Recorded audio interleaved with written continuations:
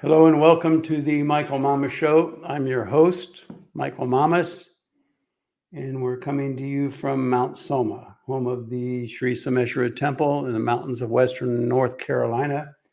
It's really getting to be beautiful fall colors. We're not at peak yet, but it's just gorgeous. Nice thing about these mountains too is you have peak several times a year, up in the mountains high and then kind of intermediate and then down in the valley. Although the leaves change at different times. Okay, so it's been beautiful, just beautiful. So today we're going to talk about a few things. I think we'll start out just with a brief review of the past, half a dozen or so podcasts that we've done, talking about the structure and nature of existence, and with an emphasis on why it's important to people, particularly people on the evolutionary path, to know this. And I think we've talked about this a little bit, but there are two components to our evolution as individuals. One is just experience. As we meditate, which is our biggest engine, as we meditate and we go deeper and deeper into the nature of our own consciousness, the nature of existence, same thing really, our experiences change and our experience deepens.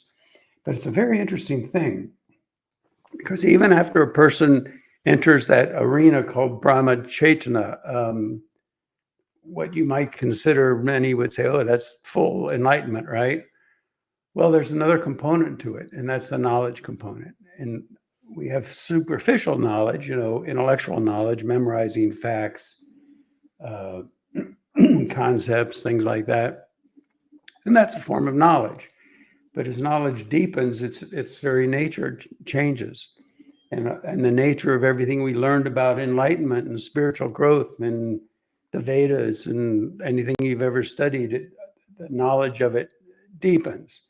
To give a feeling for that, and what that might mean, I like to use that example of mathematics, where, being good at math doesn't mean memorizing how much 7,380 times 429 equals.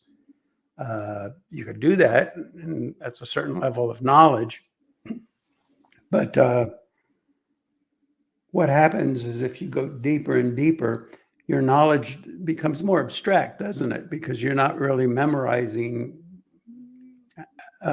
different tables like that. But what's happening is you're discovering within yourself the inner secrets, the deeper understanding of mathematics itself. And then, even though you don't have those things memorized, you're at home with the source of all that knowledge. So that's called a true knowledge. That's a deeper understanding. And so what happens as you evolve, you've got the experience, ideally from a meditation where you actually transcend, which we've talked about.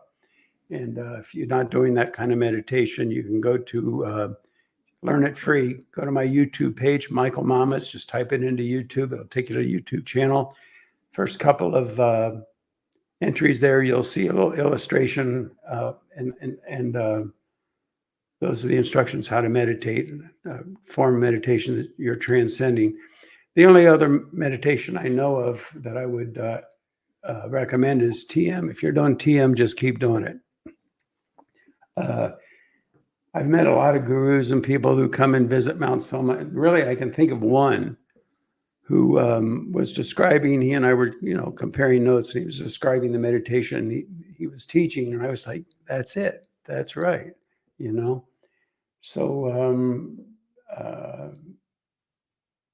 learn a meditation where you're transcending, okay? So that's the experience. That deepens our experiences.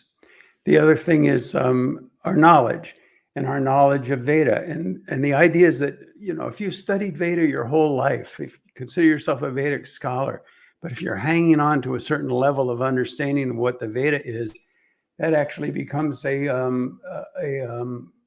block or a interference with your evolution, because knowledge is structured in consciousness. Just like with mathematics, it's not about memorizing 6 times 8 equals 48. It's about understanding mathematics more and more fully. Like that, as we study, and the best way to do this, you can study any field and go deeper with it, and that's great. And why is that? Because everything is unified. The depth of everything is all the same. It's one thing that's the source of everything. But to study the Veda directly and Vedic knowledge in a profound sense, again, not about memorizing things so much as having a deeper and deeper understanding of it that you find within yourself. That's true knowledge. And what happens then is when realization happens. First of all, it's a catalyst to realization. But secondly, when realization happens, you have an understanding. Now, it's a very interesting thing because once that realization happens, you may have thought you knew everything about enlightenment, but it's like taking a sock and turning it right side out. It's completely different, even though it's about the same stuff. It's the same sock,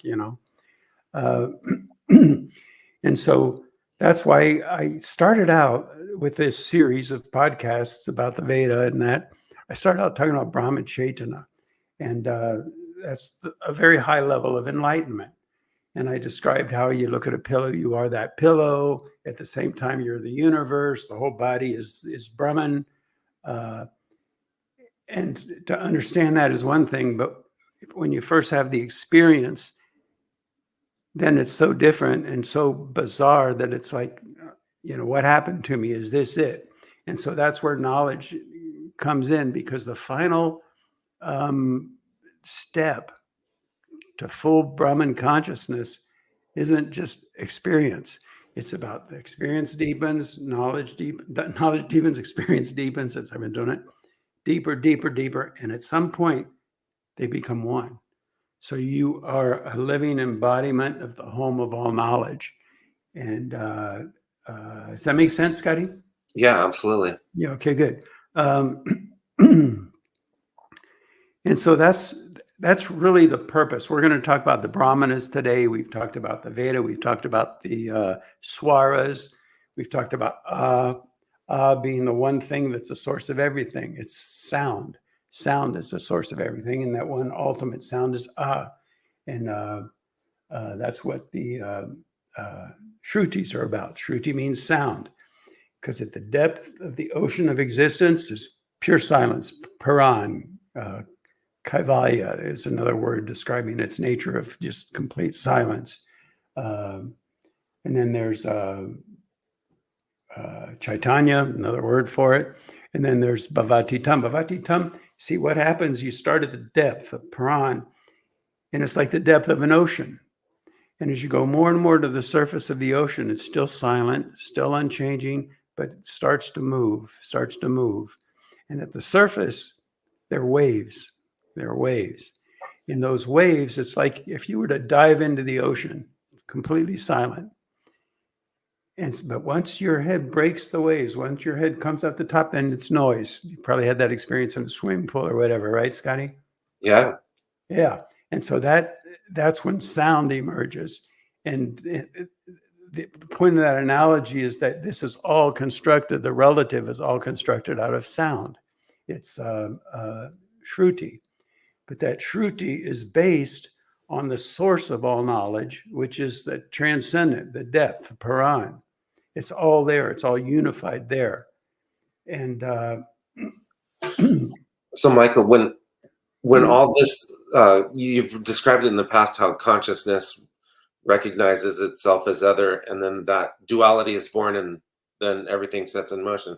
yeah. So it's not just one thing that like precipitates out of that. It's not just sound. See, that's it's beautiful, isn't it? Because you have an underlying structure, right? Because you see, the structure exists in the absolute, right?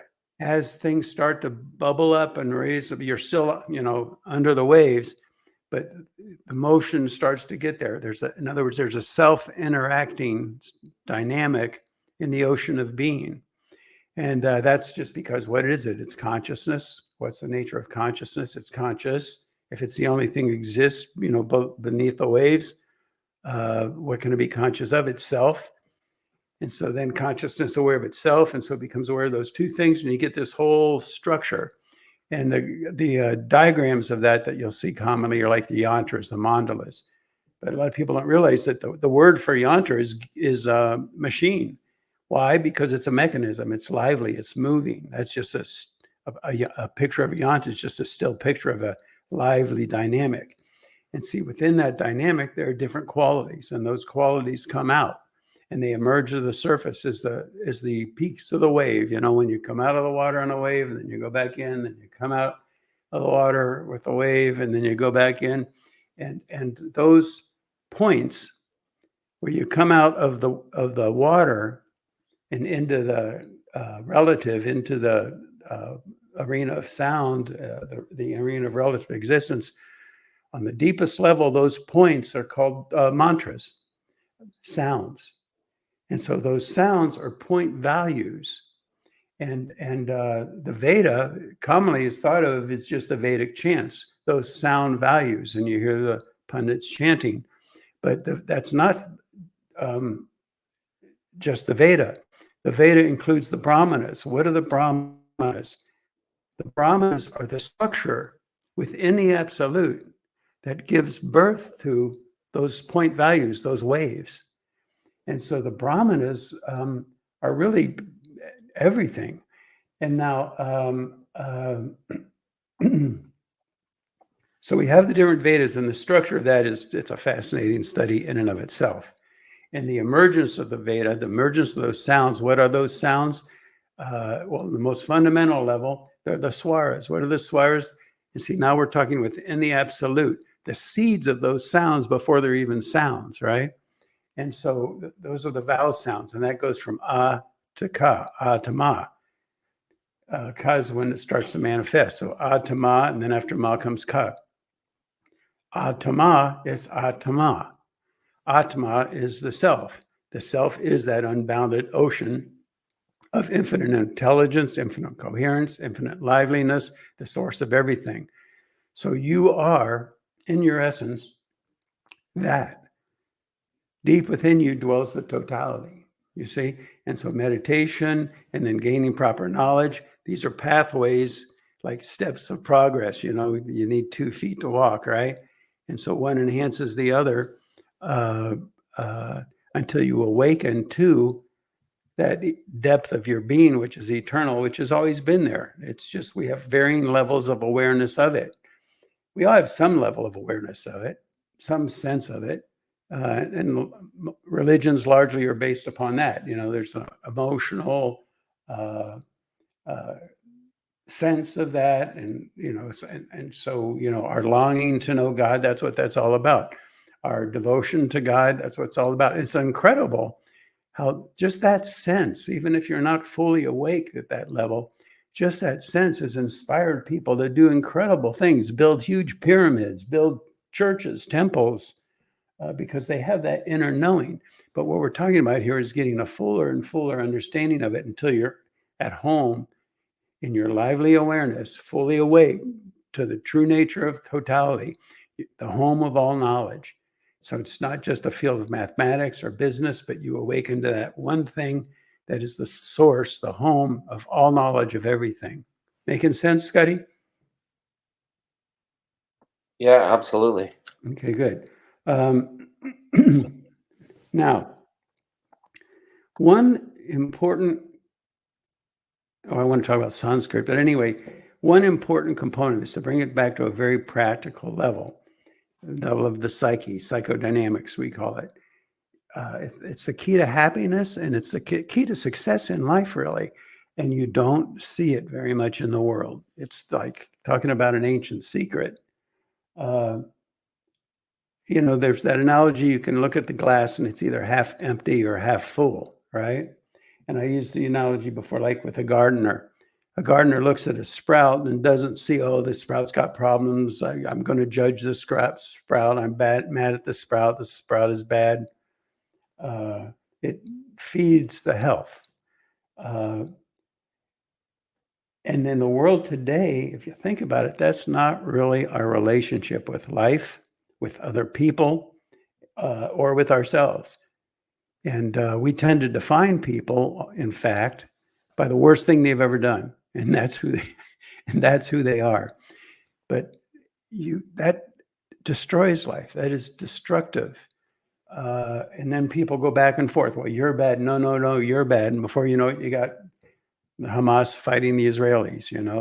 It's the source of disharmony and destruction. And so we do well to just observe how we do that. We view the world as dysfunctional. Why? Because our viewpoint is dysfunctional.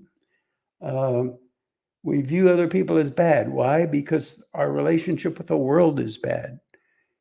And so it's all about framing. We could get into framing with set theory and then how that relates to the absolute. I won't go off on that tangent. But how are you framing your relationship with the world? Is it a world of prosperity at its source, or is it a world of poverty and emptiness? People when you think of them, okay, even people we love, it's a funny thing, isn't it? Because we love somebody, but when we talk about them, when we interact with them, we quickly go to the judgment of, how they could be better, What is that? There's a kind of a joke. We go through life looking for the right mate, and when we finally find them, we spend the rest of our lives trying to change them.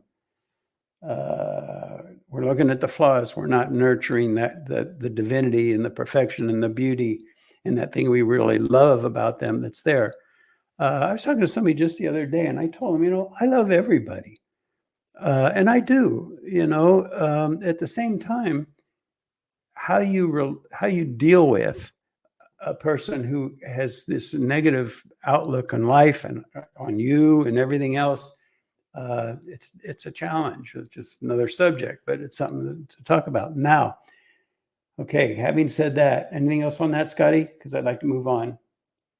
No, that's good.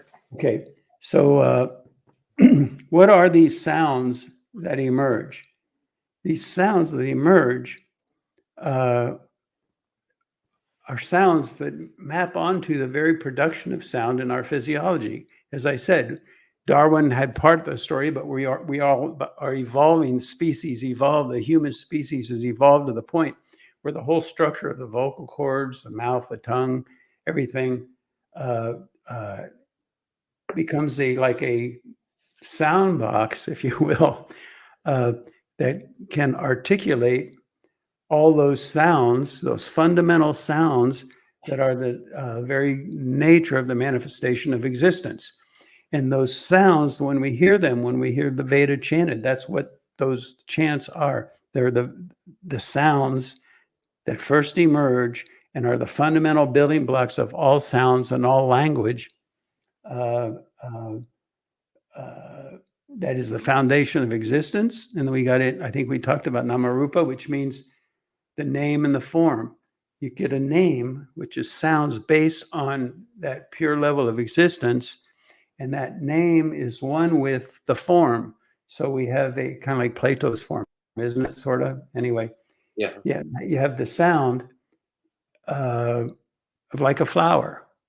What is a flower? Pushpam or whatever. And that sound is the seed form of the very existence of a flower. It's the true nature of the flower. So name and form become one. You see, like that. So the whole universe is built upon the structuring dynamic of those sounds. And that language is called Sanskrit. So I think one of the most beautiful things I ever studied, for sure, actually, in my life has been mathematics. I was a physics major in undergrad, and I loved it. I actually liked math more than physics because of the elegance and the beauty of it. There's such a precision to it. But nevertheless, once you get past, the basics, then you start to see more and more the music within the mathematics, and it becomes a thing of such incredible beauty. And the same thing is true, and I'm finding the same thing is true as I study Sanskrit.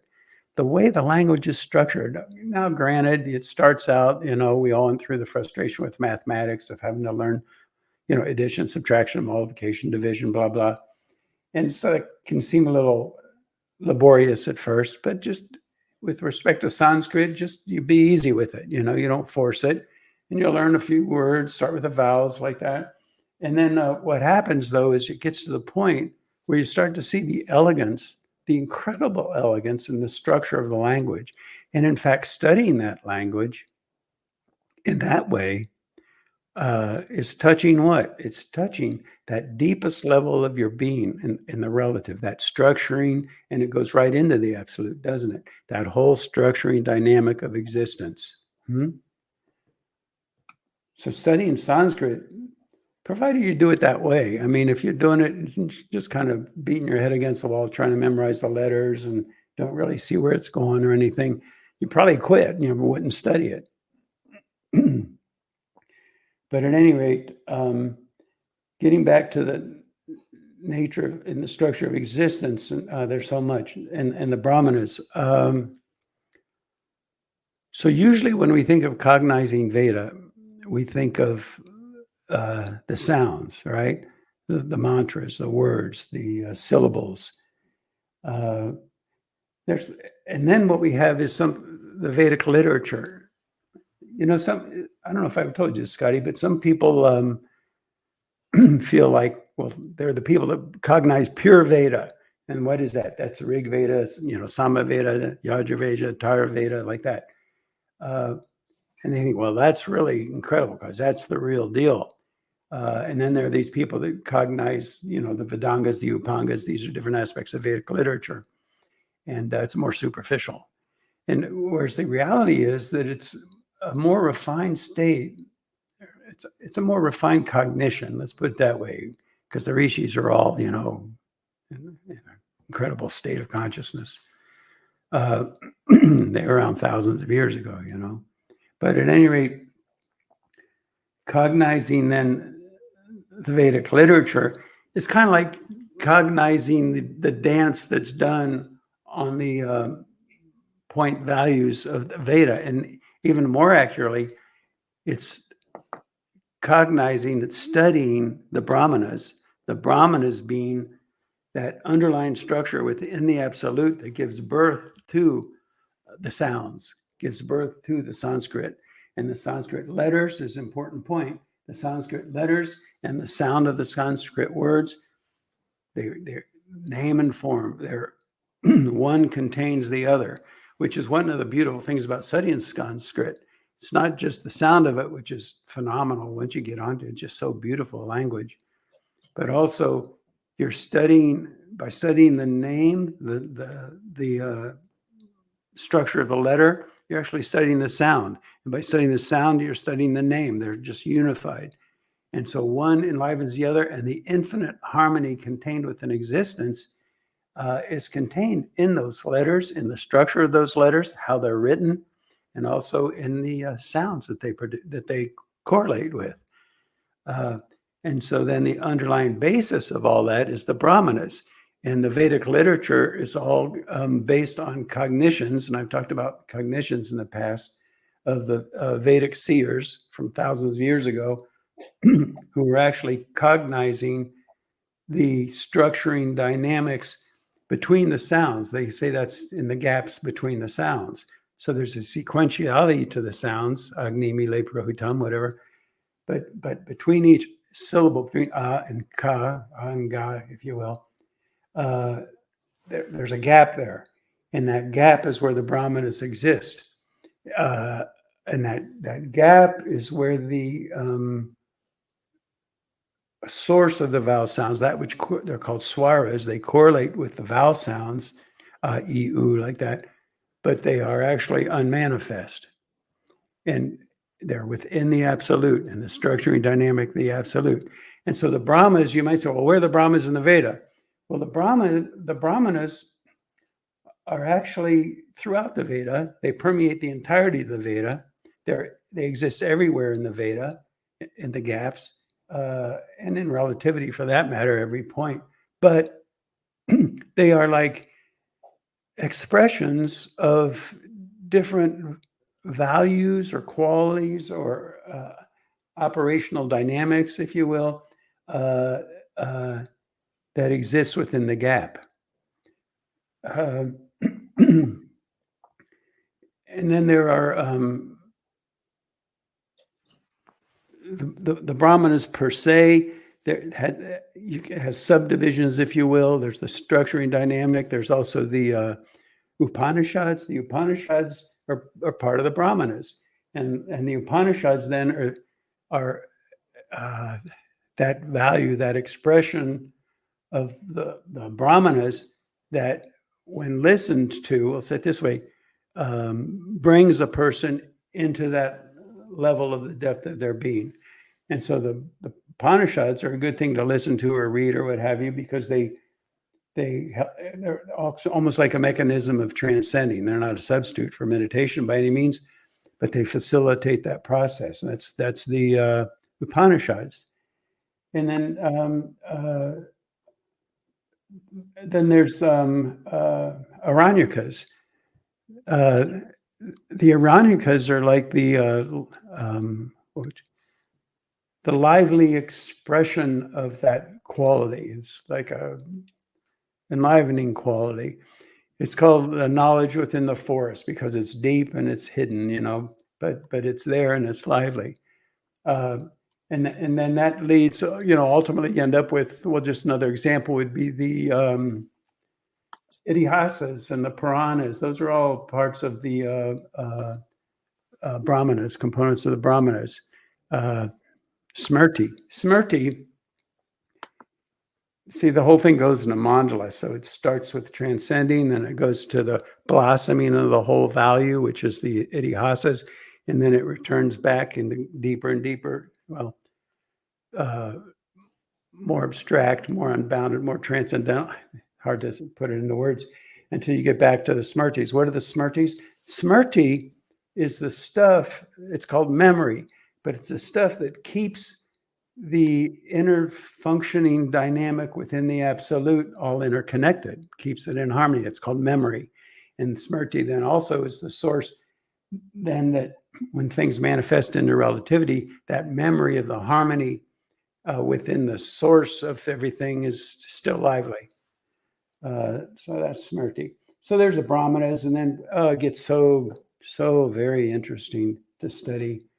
The Upangas, I'll just say this briefly. The Upangas are another branch of the Vedic literature.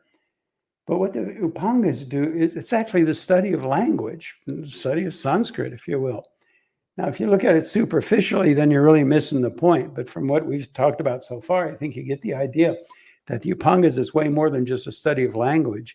It's the study of the structuring dynamic of the Brahmanas and the underlying basis of existence that emerges through Smriti into language and into Sanskrit language. And it starts rishi named Panini. He was a great rishi, and he cognized those basic sounds, the vowels, the syllables, and then the dhatus. The dhatus are like combinations of more than one sound, like it could be a single vowel or it could be a vowel with a consonant, like that. And so slowly it builds up into grammar, which is, you don't need to remember this, but it's called kalpa, that field. And then it just continues to unfold until it's so beautiful, until you get to this point where the Upangas culminate is a field called Jyotish. Jyotish means light. And so it's through that refined and ever deepening understanding of the structuring sounds at the basis of existence that it culminates in an awareness that you finally see the light. It's a field of all knowingness, like we talked about. Just like in mathematics, you don't memorize all the different possible combinations, but you're living the home of all that knowledge. Well, in the case of Jyotish, in this regard, you are functioning from that home of all knowledge of all life and existence. Same kind of idea. Making sounds, Scotty? Yeah. Making sounds. Making sound. Yeah, that's funny. But it's important to keep in mind, I really think, because what's the motivation? Okay, it's beautiful and all that, and it's really cool, which it is. But what you're doing then is you're refining your awareness, you're cultivating your awareness, and that in conjunction with meditation. See, you can go into Brahmachetana with very little cursory intellectual knowledge, but it's not really full Brahmachetana. It's not completely satisfying because you're kind of walking around, I am that pillow. Am I going crazy or what? But it's so knowledge, it's a very interesting, knowledge is the finishing touch. Knowledge is a thing that crystallizes, that coalesces the profundity of the experience, even at that level. And that's when you become a person of real knowledge, not just intellectual knowledge, but experiential knowledge. You see, that's a level of enlightenment. Maybe we've done enough today, huh, Scotty? Well, the only thing else that we could do is just get everybody to that point. Well, no, that's a good point. And see, it's a beautiful thing, because back in 82, I think it was 81 or 82, I was in the ashram, and one of the guys there, nice guy, was telling me that in the Veda, there's guidelines, instructions, how to build an enlightened city. And the idea of an enlightened city is that everybody who lives there, and it's a purification process, and purification, it's not an easy thing. I talked about that, positive attracts negative. When you clean the house, you necessarily raise some dust, and maybe even seems dirtier for a little while. Anyway, it's a process. But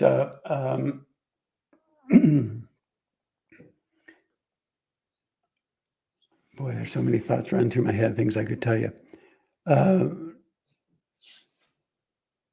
But what happens is it becomes such a powerful light, such a powerful beacon of light, of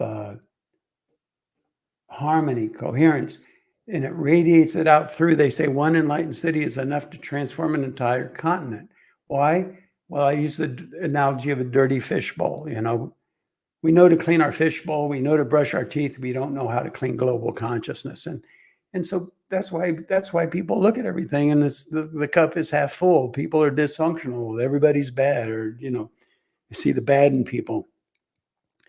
It's because the fishbowl is dirty, the fishbowl of consciousness. So one enlightened city is enough to clean the fishbowl of consciousness for an entire continent. I remember when I heard about that, I said, why don't we build it? And it's been really my life. That's what my life is. I want to build it. And we're in the process. That's what Mount Soma is, first steps. We're building the enlightened city. We have all the plans. We have the designs right out of the Veda. It's cognitions. Mamuni Mayan, who is kind of like an associate, if you will, of Vishwakarma, who is the cosmic architect for the whole universe. Mamuni Mayan was kind of like, his task was the world, if you will. So we just want to build it, and that's all. And why not? Well, positive attracts negative. When the global consciousness is functioning from a certain dynamic of the glass is half empty, half empty, half empty, half empty. Somebody comes along and tries to bring forth the light and say, "Oh, you don't know what you're talking about. That can't possibly work. Oh, you're crazy." Blah blah blah. And so negative, positive then attracts negative, and the process becomes very challenging. People from India know this quite well. We build a Shiva temple. They say it's incredibly difficult to build a Shiva temple because of all the negativity it draws. But we did it. And the Shiva temple is just the first step. So, and it's not an inexpensive process. I mean, to do the whole thing is $200 million. And that's just to get the foundation, really, of the essence of the machinery. But, you still have, and we're going to have housing and everything else, So somehow that related to what you said, Scotty. How do we clean get everybody where they need to be? Yeah, there you go. That's how we do it. It's right in the Veda, and it's a very specific technology. It's a technology. It's a technology that's more profound than the technology of how to build a computer. But in the world today, when it comes to religion, spirituality, even Vedic knowledge, oftentimes a subtlety slips through the fingers. Why do we have to do that? And it's too much work. Let's do this instead. and it's just easier.